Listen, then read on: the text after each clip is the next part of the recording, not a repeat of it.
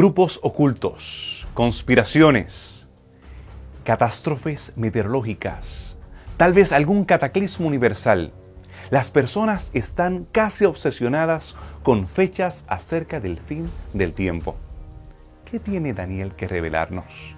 Acompáñanos en este estudio acerca de Daniel, la profecía, fechas y el fin del tiempo.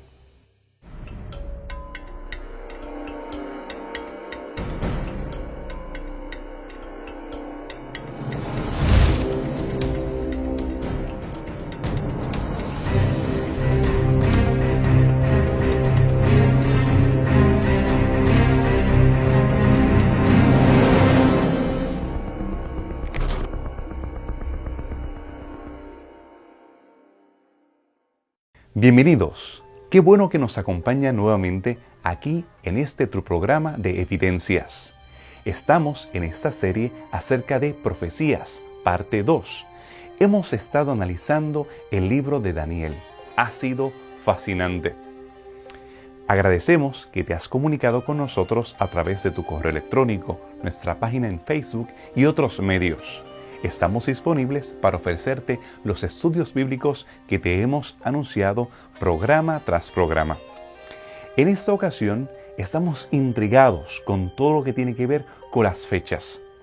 ¿Cuáles son algunas de las conspiraciones más populares que hay, para ser específicos en cuanto a la fecha cuando el mundo ha de terminar? ¿Cuáles son algunos de los escenarios que han sido presentados según los estudiosos? No hay manera alguna de incluir todas las teorías conspirativas que existen hoy día, ya que cada día surge una nueva junto con su página en internet. Sin embargo, la gente parece que está obsesionada con lo que se refiere al fin del mundo, o cómo va a terminar el mundo, qué va a pasar al fin de los días. Y muchas teorías han surgido en los últimos años, especialmente en aquellos sectores religiosos bastante fundamentalistas. Y hay varias teorías conspirativas en el ámbito religioso, como por ejemplo lo que se conoce como el nuevo orden mundial, donde según estas teorías conspirativas hay ciertos poderes que están detrás del telón histórico de lo que ocurre en el tiempo de hoy, detrás de la economía, detrás de los desastres, detrás de muchas crisis actuales que ocurren hoy día. Y algunas de estas personas que están detrás y que se identifican, que quieren controlar el mundo y traer un nuevo orden mundial, pues están los masones, los jesuitas o los Illuminatis. También tenemos otras teorías de conspiración con respecto a la Biblia. Algunas de estas personas dicen que la Biblia es un documento manipulado por la Iglesia Católica, que ha sido cambiado, que Jesús había tenido una esposa, que se había casado, que todo esto había sido suprimido en la época medieval y un montón de cosas más que corresponden a la Biblia. Tenemos también teorías conspirativas con respecto a las persecuciones, que recientemente se dijo una donde habían unas guillotinas en los Estados Unidos, que habían estos ataúdes esperando a los fieles, y parece que ciertas personas están obsesionadas con todo lo que tiene que ver con el fin del mundo, con matanza y con este tipo de cosas. Fuera del ámbito religioso tenemos otras teorías pues un poco más alejadas del ámbito pues religioso y bíblico, como por ejemplo que hay ciertas tecnologías que quieren controlar a los seres humanos por medio de la mente. Tenemos alimentos cambiados genéticamente que están destinados a controlar a los seres humanos. Tenemos el proyecto HAARP, que es un proyecto que aparentemente el gobierno está utilizando para controlar el clima. Tenemos invasiones de extraterrestres, que es un ámbito muy conocido en Hollywood. Y tenemos muchas otras más teorías conspirativas de cómo el mundo va a terminar. Una tercera guerra mundial, bombas atómicas. Sin embargo, todas estas teorías de conspiración tienen una sola cosa en común, y es que ninguna de ellas son verídicas y ninguna de ellas tienen un fundamento sólido. Y parece que estas personas que están obsesionadas con el fin del mundo, lo menos que hacen es leer su Biblia y se pasan buscando pues cosas alternas de cómo explicar que el mundo va a terminar, en vez de tener y buscar su Biblia que dice cómo el mundo es que va a terminar realmente. Es importante notar que el principio de día por año es fundamental para entender la profecía. ¿Cómo se originó el uso del principio de día por año? ¿Qué evidencias bíblicas tenemos para así sostenerlo? A diferencia de las profecías clásicas, en profecías apocalípticas vemos siempre periodos de tiempos que determinan cuándo una profecía o un evento ha de ocurrir. En otras palabras, confinan los eventos dentro de un periodo. Estos periodos, mirarlo de manera literal, no hace sentido, por una simple razón. Por ejemplo, cuando vamos a Daniel capítulo 9, vemos que hay 70 semanas que parten desde la construcción de Jerusalén, que se dio en el año 457, y deben terminar hasta la venida del Mesías. Estamos hablando que desde el 457 hasta que Jesús vino, debían pasar 70 semanas. Si fueran 70 semanas literales, no hay forma de que la profecía llegue. Pero si son simbólicas y estamos hablando de 70 semanas donde cada día de la semana equivale a un año, estaríamos entonces hablando de 70 semanas, 77, que da un total de 490 días, y en este sentido serían 490 años. En profecía esto no es algo fuera de lo normal. En Ezequiel capítulo 4 se nos dice que las profecías se han dado un día por un año.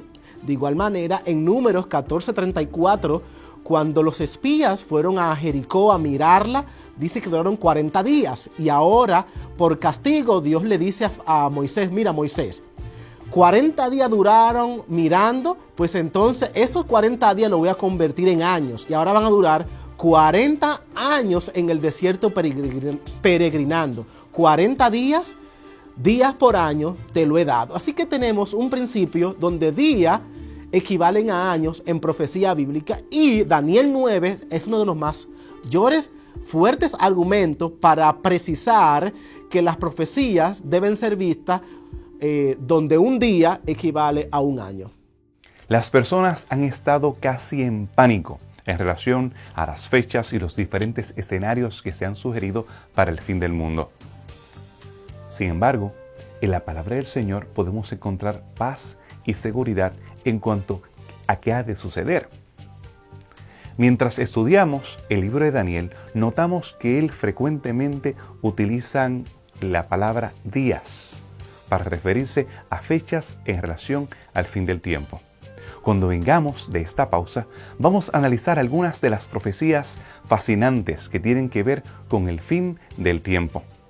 Vamos a encontrar evidencia bíblica para las mismas, así que no te muevas y quédate con nosotros aquí en Evidencias.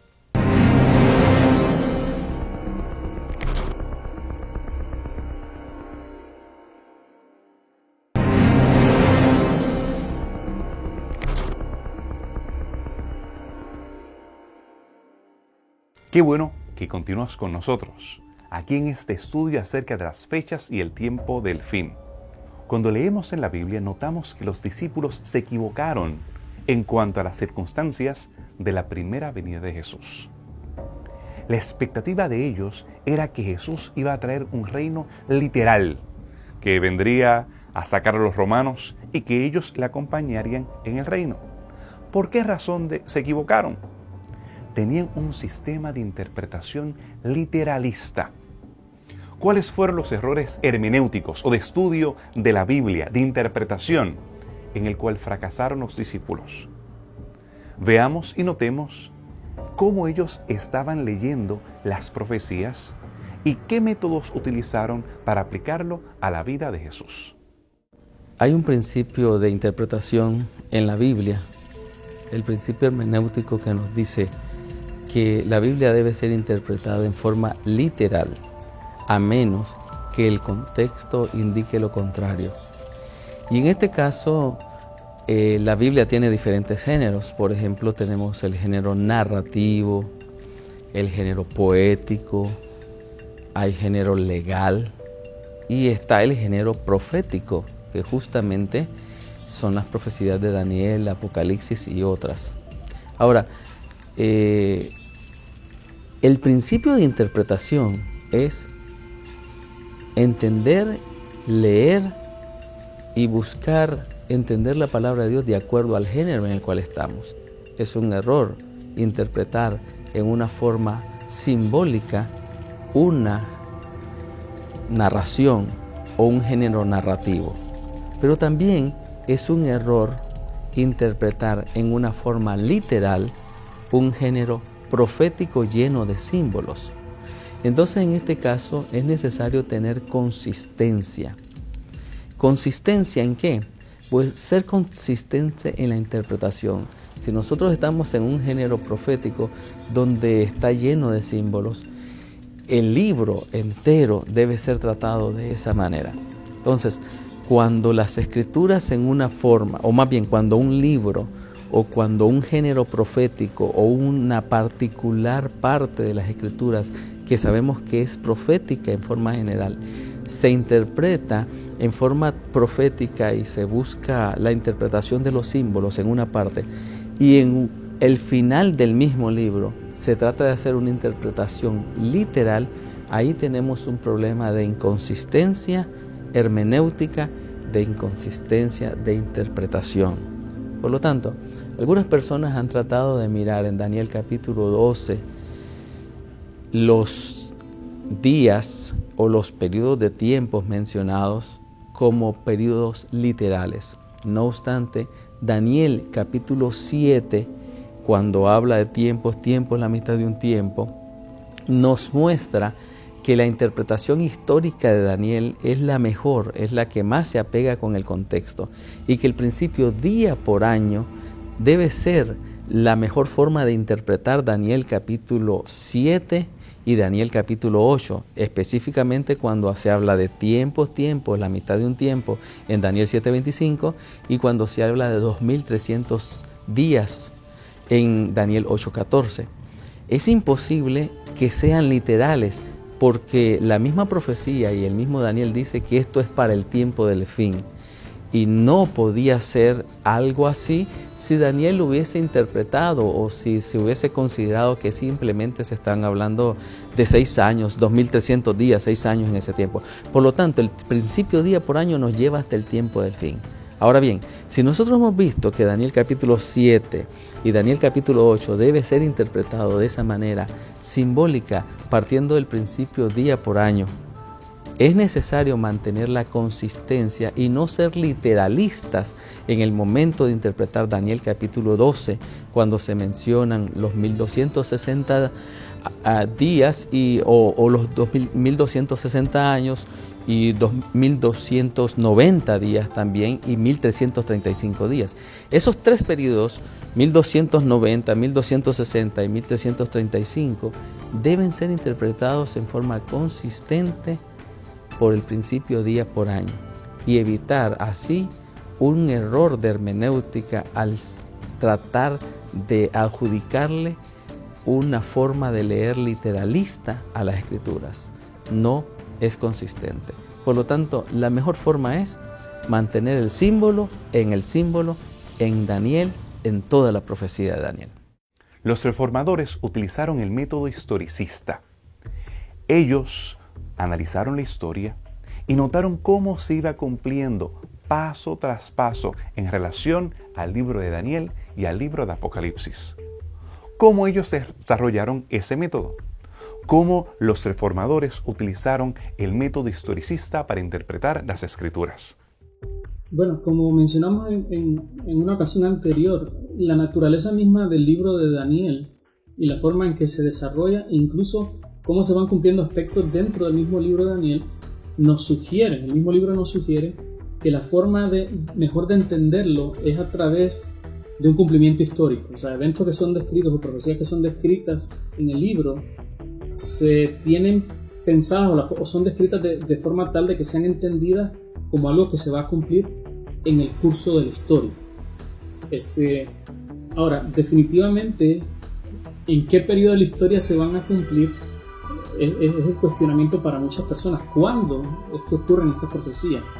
Claro, vimos que especialmente los críticos de la Biblia que no reconocen que Dios tiene la capacidad de predecir el futuro dicen realmente no hay profecía. Daniel no fue escrito antes de que los eventos ocurrieran, sino que se escribieron después y se están escribiendo como si fueran a ocurrir en el futuro, pero ya pasaron. Definitivamente no es la perspectiva que tenemos como creyentes por aspectos que el mismo pasaje nos menciona y detalles que solo un eyewitness, solo un testigo ocular podía haber dicho de los eventos que ocurren en el libro. Así que lo interesante es que el pasaje mismo, el libro de Daniel, nos ofrece indicadores. Por ejemplo, veríamos que las 70 semanas nos marca un punto de comienzo de la profecía que pudiera ser identificado en el registro histórico que existe. Por ejemplo, cuando se manda a la reconstrucción de los muros de Jerusalén. Así que, de acuerdo a datos que tenemos en la historia, es posible tratar de aproximar y en algunos casos ser bien preciso si existe la corroboración histórica y arqueológica de cuándo ciertos periodos proféticos incluso inician. Y muchos sugieren claramente que el comienzo de las 70 semanas en el año 457 antes de Cristo, claro, aunque algunos otros especulan, pero marca un punto de referencia para empezar a hacer un cómputo. Interesantemente, no toda esta información cronológica ha sido siempre tan precisa y por eso algunos ubicaban este punto de comienzo tal vez 457, 458, pero interesantemente vamos a ver que los reformadores también, observando detalles del libro, tratan de seguir también este patrón de interpretación, un patrón de interpretación historicista, porque es el que el libro sugiere. Lo vamos a ver desde los mismos comienzos también de los padres de la iglesia. La forma en que el libro es entendido es a través de un cumplimiento histórico. Y esto se va a mantener así por lo menos en el periodo de la Reforma, hasta que vamos a ver en la historia el surgimiento de este movimiento que ha sido identificado como la Contrarreforma, un movimiento que ideológicamente trata de resistir este concepto que los reformadores destacan a través del estudio de la Biblia, especialmente de las profecías, donde a veces a través de las profecías identifican poderes religiosos que pueden ser peligrosos y engañosos para el cristianismo. Y este movimiento de Contrarreforma trata de contrarrestar esto, no simplemente respondiendo en el mismo plano, sino creando otras alternativas para interpretar las profecías. Así que vemos que es en el periodo post-reforma, a través de este movimiento en contra de la reforma, que está estudiando la Biblia de acuerdo a los detalles que la misma Biblia ofrece, que aparecen otras dos nuevas formas de interpretar las profecías. Y una de ellas va a ser preterista, donde se va a decir que estas profecías de Daniel sí tenían que ver con el futuro de Daniel, pero que eran relacionadas con el pasado de la iglesia. Así que si era algo que estaba en el futuro de Daniel, Daniel anunció cosas de por ejemplo, decir la persecución romana, pero que ciertamente no estaba hablando de eventos dentro de la historia del cristianismo más allá del periodo romano. Y otros respondieron también a este movimiento de la Reforma sugiriendo un modelo futurista, donde dicen estas profecías no tienen que ver con aspectos del pasado, sino que apuntan a eventos que están en el mismo fin de la historia de este mundo. Así que vemos, históricamente, si habláramos de modelos de interpretación, el modelo que ha existido históricamente en el cristianismo ha sido el modelo historicista. Solo en reacción al movimiento de reforma vemos que surgen especialmente estos dos modelos, este modelo preterista, un modelo futurista, y otros incluso hoy día que simplemente se acercan a la Biblia con un enfoque espiritualista, donde realmente todo no tiene un cumplimiento histórico de ningún tipo, ya sea en el pasado o en el futuro, sino que tiene simplemente una enseñanza espiritual. O sea, que yo aprendo de esta historia para mi vida diaria. Y hay gente que lee esta profecía incluso con un carácter simplemente espiritual, y por eso algunos sugieren que realmente son cuatro formas de ver las profecías. Una sería historicista, que es la que más responde a lo que el texto mismo dice. Una preterista, que pone todas estas profecías ocurriendo en el pasado de la historia cristiana. Otras que la ubican hacia el futuro, especialmente las profecías del capítulo 9 y las profecías que están más adelante. Y definitivamente el modelo espiritualista o espiritualista, que lleva todo simplemente a una aplicación espiritual de lo que la profecía está tratando de decir. Modelos bien parecidos van a ser utilizados también en otro libro profético, pero del Nuevo Testamento, que es el libro de Apocalipsis. Así que lo interesante es que si tratáramos de seguir lo que el texto nos sugiere y la tradición cristiana conservadora, tendríamos que optar por el modelo historicista. Para estudiar la palabra necesitamos herramientas correctas. No simplemente nos podemos dejar llevar por la emoción o porque la mayoría de las personas están observando, notando, sugiriendo algo en relación a la profecía, sino que debemos dejar que la Escritura misma, sola Escritura, sea la que se interprete a sí misma. El método historicista fue defendido por los reformadores. Más adelante los primeros adventistas también sostuvieron el mismo. Hoy nosotros, al tener a nuestro acceso tantas fuentes históricas, podemos corroborar cómo paso a paso se fueron cumpliendo las profecías a través de la historia. Pero si todavía estás interesado en aquellas profecías que tienen que ver con fechas, no te puedes mover. Quédate con nosotros después de esta pausa aquí en Evidencias.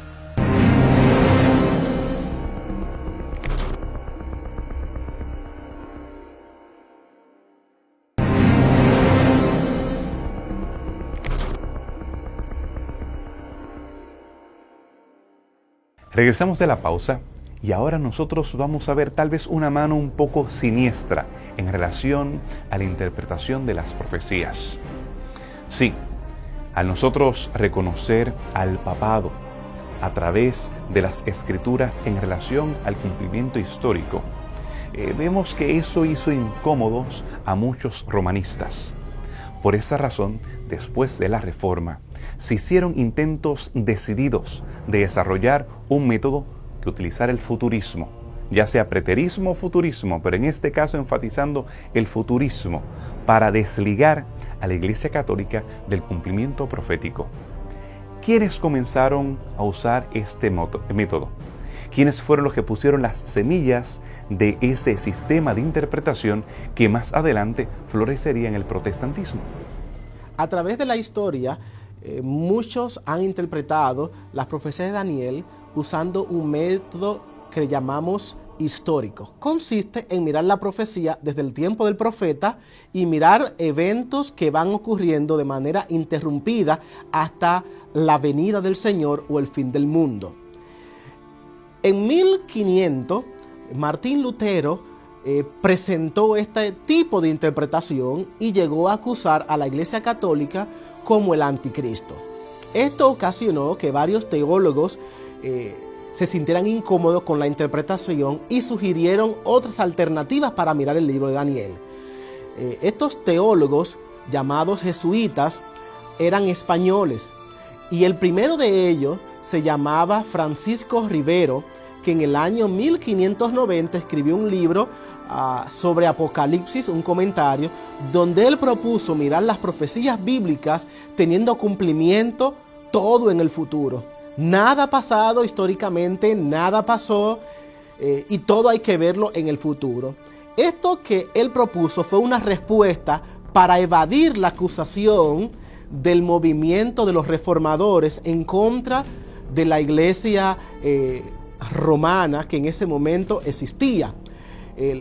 Este movimiento, más adelante en el año 1614, fue retomado y formaron por John Darby y dio inicio a lo que hoy en día conocemos como el dispensacionalismo. Mirar las profecías bíblicas en dispensaciones hacia al futuro, donde ven que si algo pasó en el pasado, hay una gran brecha de acontecimientos, de eventos, y ahora vamos hacia el final, a los eventos que tienen que ver con el fin del mundo.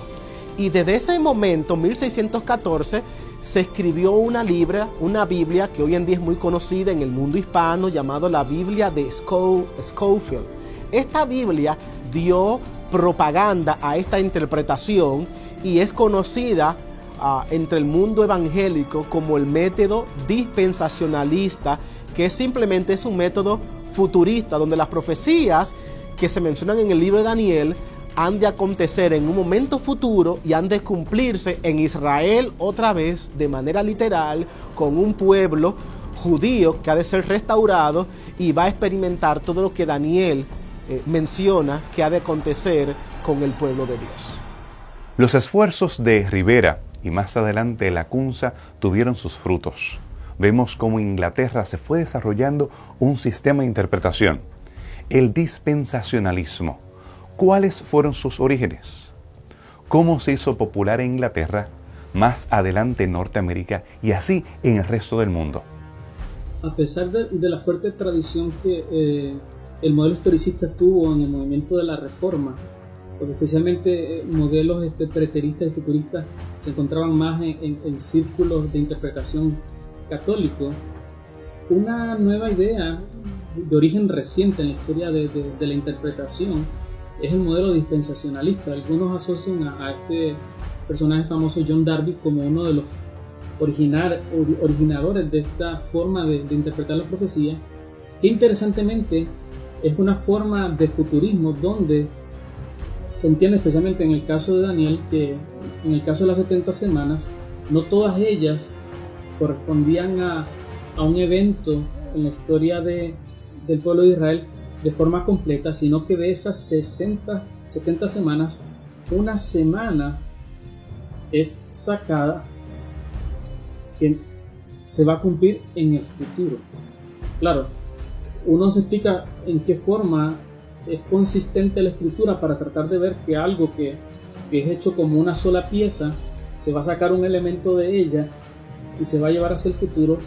Y para muchos especialistas de las profecías hay serios cuestionamientos a veces con el modelo de interpretación dispensacionalista, especialmente cuando destaca estos aspectos de profecías del tiempo del fin, especialmente por esta manera de tomar algo y no ser consistente. No es un modelo consistente en cómo interpreta una profecía, sino que cuando quiere la interpreta de una manera y después aplica otra forma de interpretación a un pedazo de esa misma profecía. Así que algo que muchos llevan a cuestionar.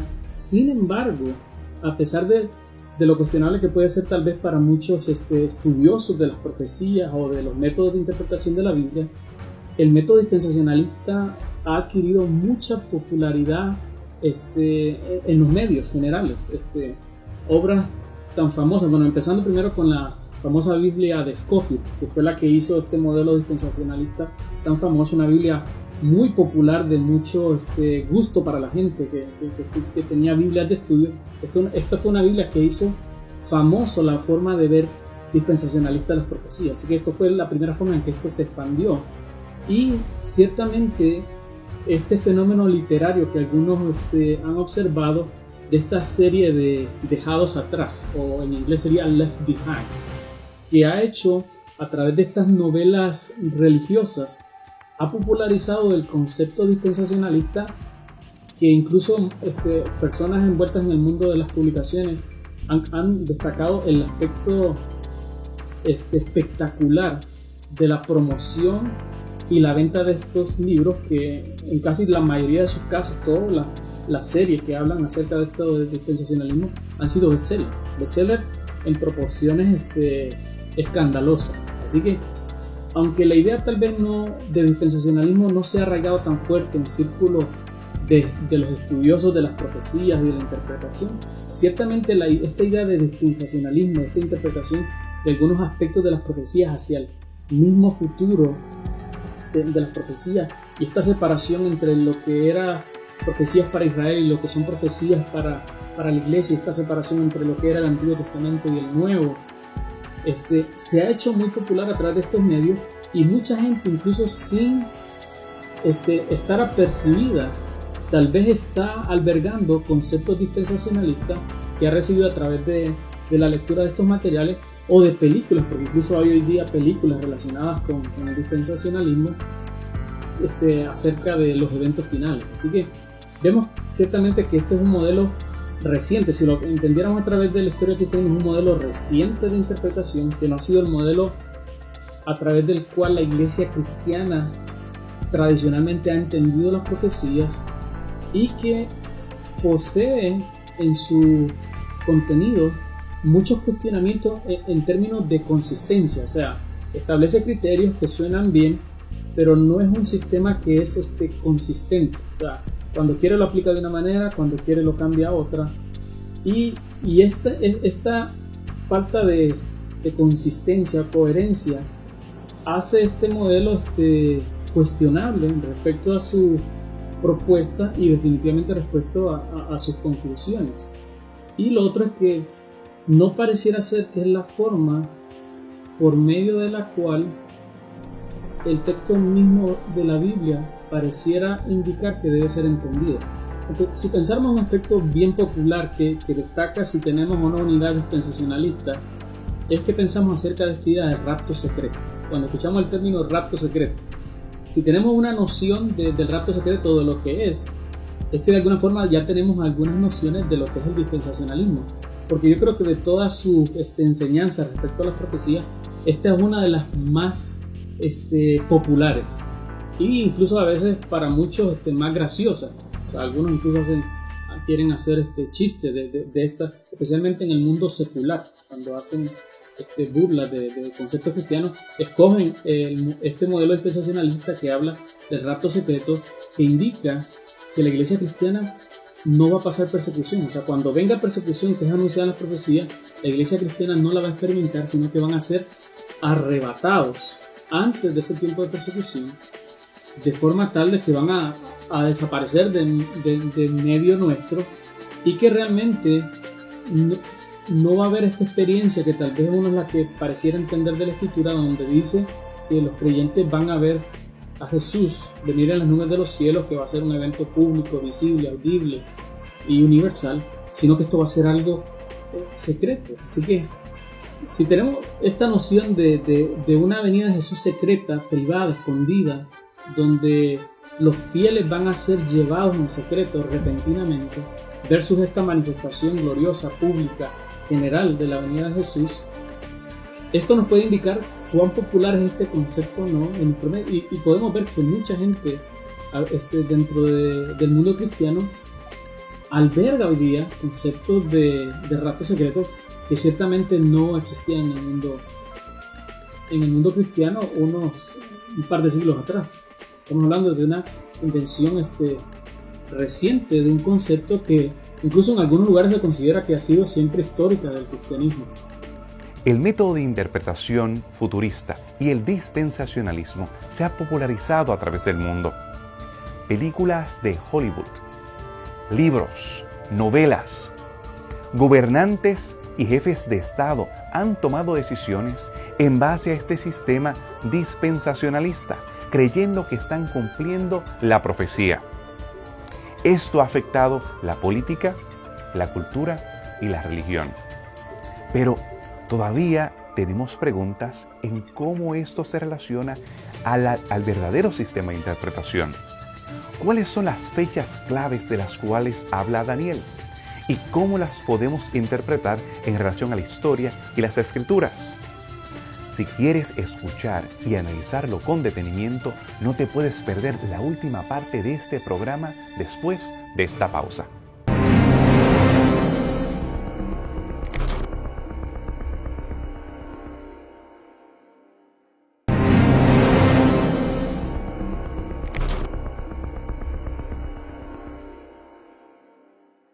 En el libro de Daniel tenemos varios periodos proféticos muy importantes.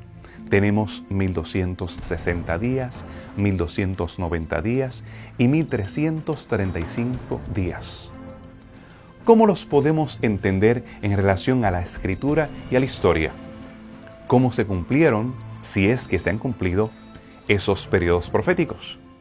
Según el método historicista, como es importante mantener la consistencia en el libro de Daniel, el método historicista nos muestra que el cuerno pequeño, Daniel capítulo 7, iba a derribar a 3 cuernos.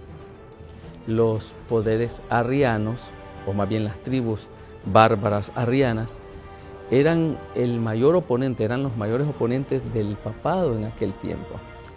Y no fue sino hasta el año 508 donde Clodoveo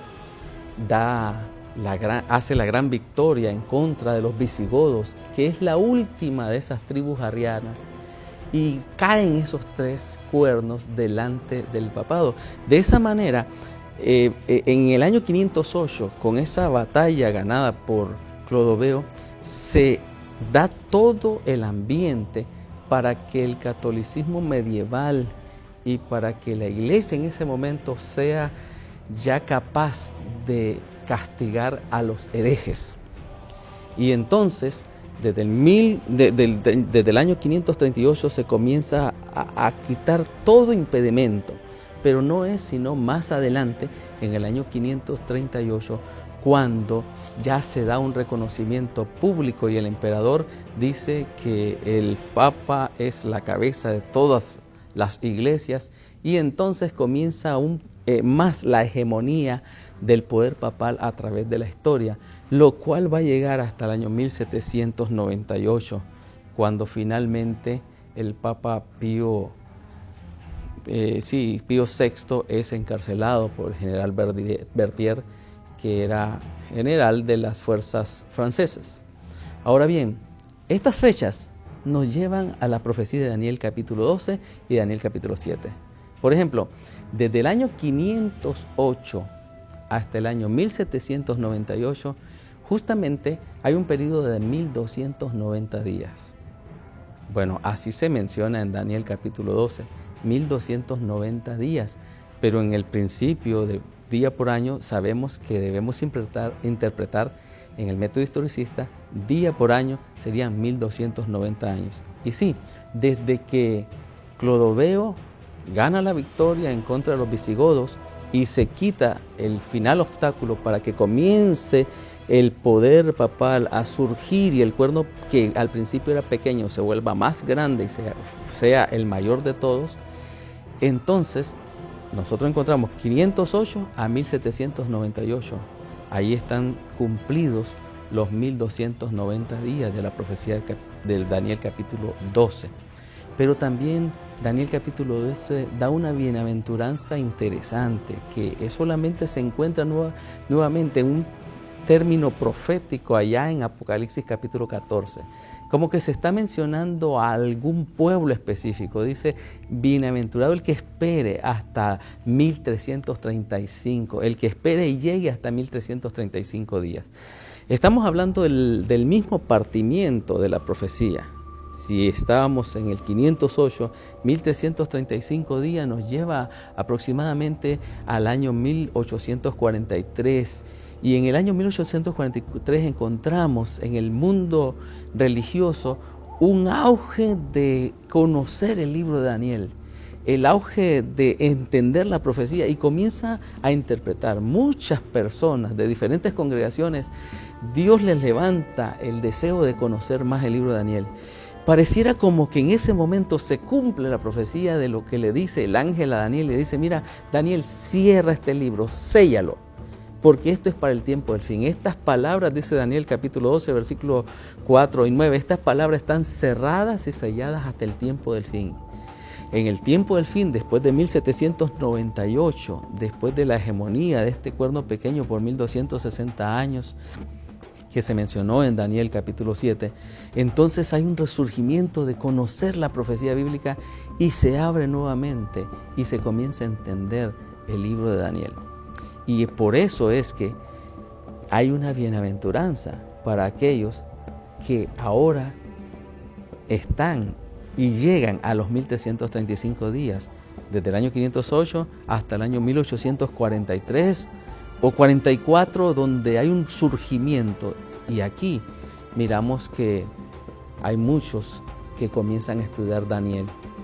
Todo esto que se ha hablado durante todos estos programas es fruto de ese surgimiento, de esa nueva comprensión del libro de Daniel y del surgimiento de un pueblo especial. Allá se encuentra Guillermo Miller y se encuentra un pueblo adventista que comienza a estudiar el libro de Daniel y darle la interpretación a esta profecía. Por lo tanto, cuando nosotros miramos los periodos de 1260 días, 1290 días, 1335 días en Daniel 7 y en Daniel 12, lo que nos dice en forma general es que sí, el cuerno pequeño iba a tener una hegemonía, el pueblo de Dios iba a tener persecución. Durante esa persecución la Biblia les iba a ser arrebatada, el libro de Daniel iba a estar sellado, pero la bienaventuranza de los 1335 días o años nos muestra que este libro de Daniel iba a ser abierto, iba a ser comprendido e iba a dar esperanza al pueblo de Dios del tiempo del fin. ¿Qué esperanza nos provee Daniel en Daniel 12? ¿Cuál será la recompensa final de los justos? ¿Está Daniel realmente hablando de la resurrección? ¿Cuál será la recompensa final de aquellos que han sido hallados fieles? La esperanza que Daniel presenta para el tiempo del fin es una esperanza grandiosa. No hay duda que hay esperanza. Si bien es cierto, hay tiempo de angustia, hay dificultades. Y esto es lo que a veces es captado por algunas personas. Y los medios masivos de comunicación, por ejemplo, nosotros miramos en Hollywood el apocalipsis de Hollywood. El apocalipsis de Hollywood es un apocalipsis de destrucción, de muerte, de desastres naturales globales, donde se extingue la raza humana. Y algunas personas pues están no solamente obsesionadas, sino que tienen esta inseguridad en sus vidas de que el fin del mundo va a traer ciertas cosas que ellos desconocen. Y como ellos tienen esta inseguridad, pues ellos reaccionan de ciertas maneras, ya sea creando teorías de conspiración, ya sea rechazando el testimonio bíblico. De acuerdo a los pronósticos de los mismos científicos hoy día, que no tratan de ser predicadores de destrucción, el futuro no siempre se ve tan brillante como muchas veces quisiéramos, se ve sombrío. Pero la Escritura nos ofrece una visión del futuro esperanzadora, porque nos asegura que no marchamos hacia la destrucción, sino que marchamos hacia una restauración. Pero el tiempo del fin de las profecías de la Biblia en Daniel y Apocalipsis no necesariamente es solamente eso. Sí, es cierto, hay angustia, hay cosas desafiantes, pero lo más importante no son desastres naturales y el asunto así, sino la esperanza gloriosa que tienen los hijos de Dios. Dios está allí enfrente y levanta a los hijos de su pueblo y los cuida en todo momento. El consejo de Jesús es válido. El libro de Daniel debe ser estudiado. Eso es lo que Jesús destaca especialmente en su sermón profético en Mateo 24. E invita a los cristianos a que tomemos tiempo en conocer el contenido de este libro, que interesantemente no todo el libro solo tiene que ver con profecías y cómputos. Es un libro que combina historias y profecías para recordarnos que a través de ambos modelos de escritura nos quieren destacar siempre la misma idea, y es que Dios es el que está en control de la historia, y que en los momentos más difíciles, cuando podemos sentir que la esperanza del creyente está perdida, la fidelidad hacia Dios siempre va a rendir frutos, y Dios de alguna manera siempre va a intervenir en la historia en favor de su pueblo y para cumplir sus propósitos de salvación. Así que el libro está lleno de estas historias desde el mismo comienzo hasta el mismo final. Siempre, aunque se anuncian momentos difíciles, que el futuro ciertamente puede verse así muchas veces como algo amenazante, se nos garantiza, junto con esta imagen, la imagen de alguien que va a estar con nosotros para acompañarnos y para hacernos salir de toda esta situación. Si una persona pues lee el libro de Daniel, especialmente el último capítulo, que provee una esperanza tanto a la persona de Daniel, que a él se le prometió que iba a recibir su recompensa, como a todos aquellos que esperen al final de los días, yo creo que Dios es un Dios muy amante, que Él espera que todas las personas lleguen al arrepentimiento, que todas las personas se mantengan en fidelidad, esperando pacientemente la liberación que Él tiene guardada para todos nosotros. Así que, qué bueno tener esta visión del futuro que nos da esperanza para lidiar con los aspectos del presente, pero nos hace ver con seguridad hacia el futuro. Yo creo que es una perspectiva que Dios quiere que tengamos siempre presente, que Él tiene este control del futuro y que esta información nos la ha compartido con nosotros para que podamos vivir una experiencia de esperanza. Encontramos en Daniel capítulo 12, la esperanza es el levantamiento de Miguel. Miguel, el gran príncipe. La palabra Miguel es un vocablo hebreo que viene de 3 palabras prácticamente en hebreo. Mi, que es la forma de preguntar quién, es el vocablo quién o la pregunta quién. Ka es una preposición que en hebreo significa cómo. En realidad es qué, pero en el vocablo, en la fonética se menciona acá. ¿Quién como? Y Él significa Dios. ¿Quién como Dios? En otras palabras, ¿quién es Dios? Dios es Miguel. Miguel es el que es como Dios. Y Miguel se presenta en todo el libro de Daniel, y específicamente en Daniel capítulo 11, como el gran general. Es como que si fuera la parte bélica, espiritual del gran comandante. Ese mismo comandante que se encontró Josué allá en el campo, ese mismo comandante que se levantó muchas veces en Daniel, en los otros capítulos, ese comandante Miguel, y se le llama arcángel. El arcángel Miguel, ese del cual se menciona en 1 Tesalonicenses capítulo 4, Cristo vendrá con voz de arcángel, con trompeta de Dios. Entonces, cuando nosotros miramos quién es Miguel, alguien que es Dios y alguien que es arcángel, no hay otro que Jesús mismo. Jesús se levanta, y en el momento de levantarse Miguel hay liberación para el pueblo de Dios, hay resurrección. Daniel capítulo 12, versículo 2 nos habla de una resurrección que en cierta forma es una resurrección especial para aquellos que tienen la bienaventuranza de los 1335 días. Se van a levantar, pero también Daniel capítulo 12, versículo 13, en la persona de Daniel le dice Dios: Daniel, tú descansa y recibirás tu recompensa al final de los días. Al final, al final de los tiempos, al final de los días.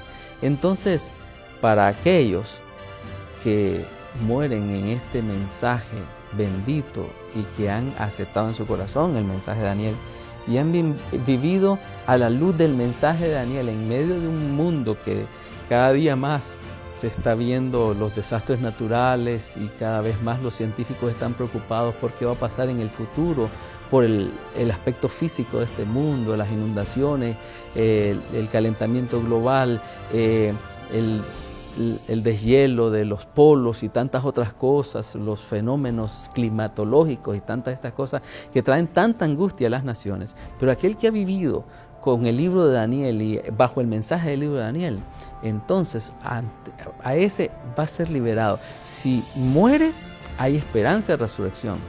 Y si sigue viviendo hasta que se cumplan todos estos eventos, el tiempo del fin, hay esperanza de liberación y de protección. Así que creo que hay esperanza. Las profecías siempre fueron dadas con el propósito de prepararnos para no caer en el engaño, para fortalecer nuestra confianza en Dios. Nunca han sido dadas con el propósito de asustarnos. Esta información que Dios ha provisto no tiene el propósito de asustarnos acerca del futuro, sino que cuando venga el futuro que parece asustarnos, recordemos lo que Él nos ha dicho y tengamos confianza de que sabemos el fin desde el comienzo. Y definitivamente esto cambia la perspectiva de cómo vamos a experimentar esas experiencias. Y yo creo que este libro y todas estas conspiraciones que están surgiendo hoy día no deben de poner en inseguridad a ninguna persona, y mucho menos a aquellas personas que han leído sus Biblias y que están seguras que el único que está al control de este mundo y que va a poner el fin de la historia de este mundo se llama Dios. Y no va a ser el hombre, y no va a ser ninguna de estas historias de conspiraciones que están hoy día rampantes en todos estos medios de comunicación. Por lo tanto, no compremos el concepto apocalíptico de las noticias presentes, o el concepto apocalíptico de la media, o el concepto apocalíptico de Hollywood en las películas. Tomemos el concepto apocalíptico de la verdadera profecía apocalíptica que está en la Biblia, en Daniel. Y al tomar esto y enfrentar los eventos futuros que serán difíciles, enfrentémoslos con esperanza.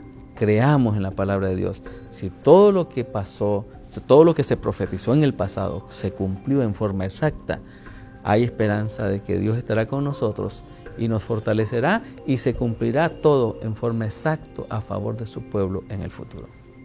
Encontrar las evidencias del cumplimiento profético de estas profecías es emocionante. Nosotros todavía podemos visitar algunos de estos lugares. Por ejemplo, en Reims, que se encuentra al norte de Francia, encontramos esta catedral, la cual celebra precisamente el bautismo de Teodorico. Están aquí comenzando los 1290 años. También podemos visitar esta estructura impresionante. Es la Hagia Sophia, la Santa Sabiduría, en relación a Justiniano, en el año 538, cuando comenzamos estos 1260 días. Esas estructuras nos recuerdan acerca de la profecía y cómo la misma se fue cumpliendo de manera puntual. Es impresionante nosotros visitar todavía hoy en el Vaticano algunos de los lugares donde se gestaron estos eventos, precisamente donde el general Berthier toma preso al Papa, más adelante cuando él se lo lleva encadenado, y terminan esos 1260 años de poderío absoluto del papado. Para mí, el cumplimiento de estas fechas es sumamente importante, porque podemos reconocer la mano de Dios, cómo fue cumpliendo de manera detallada cada una de estas profecías. Hoy, para mí, el libro de Daniel me saca del escepticismo y la frialdad que en muchas ocasiones trata de embargarnos. Hay personas que ya no quieren creer en la profecía. Han escuchado tantas veces, tantas conspiraciones, tantas historias, tantas supuestas noticias, que están cansadas. Ya no quieren escuchar más. Personas que no quieren saber nada de la profecía. Pero al estudiar la profecía de Daniel, al ver cómo de forma clara, como un reloj con sus manecillas, cumpliéndose paso a paso, si Dios fue fiel en el pasado y lo cumplió de manera precisa, no cabe duda que ha de cumplirlo en el futuro. Pero la profecía no termina en algún cataclismo universal que simplemente nos deja en alguna cueva alimentándonos con latas que hemos guardado a través de años. No, la profecía tiene un final glorioso: resurrección, restauración, tierra nueva. Esa es la bendita esperanza. Al terminar de estudiar el libro de Daniel, nosotros no nos quedamos solamente con los beneficios de la profecía que hemos estudiado allí, sino que tenemos el deseo de estudiar el libro de Apocalipsis.